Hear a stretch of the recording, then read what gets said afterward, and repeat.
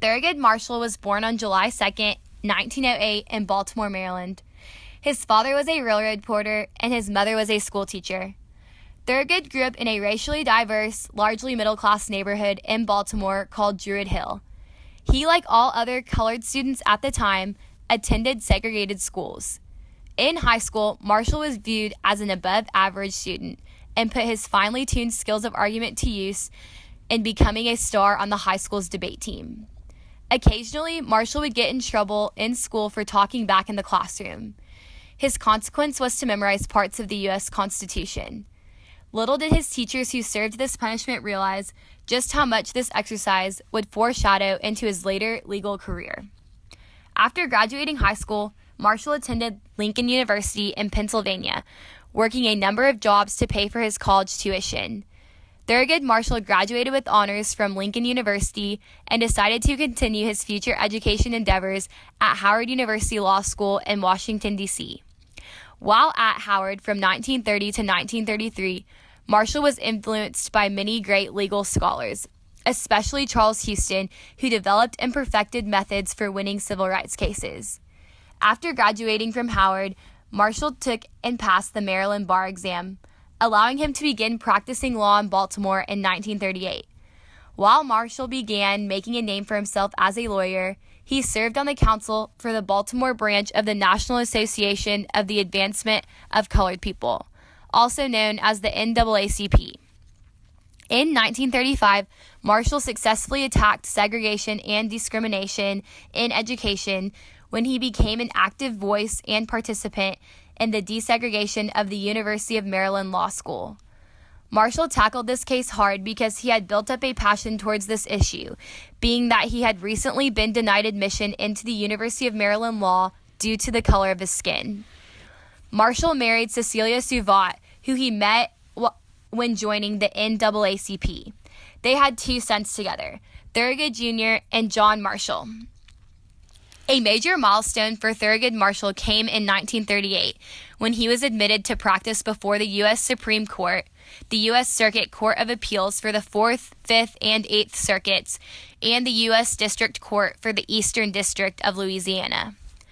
After winning 29 of the 32 civil rights cases that he brought forth before the Supreme Court, Thurgood rightfully earned the reputation of America's most outstanding civil rights lawyer. This highly respected title did not come easy, though.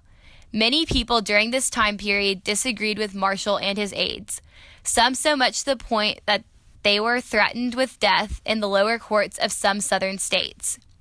Some of Marshall's cases that he argued became landmarks in ending segregation and became constitutional precedents, helping us shape the way in which we tackle similar cases currently.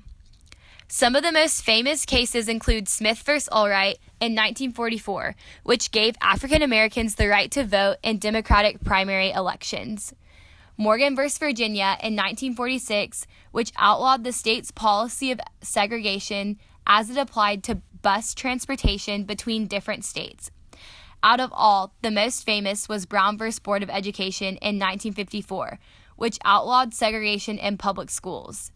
This case was a huge turning point in our nation because after this case, segregation could not be justified anymore. Brown v. Board of Education helped end the practice of segregation in education throughout the nation. Finally, after all of this hard work towards desegregating our nation, in 1967, President LBJ nominated Marshall to serve on the United States Supreme Court.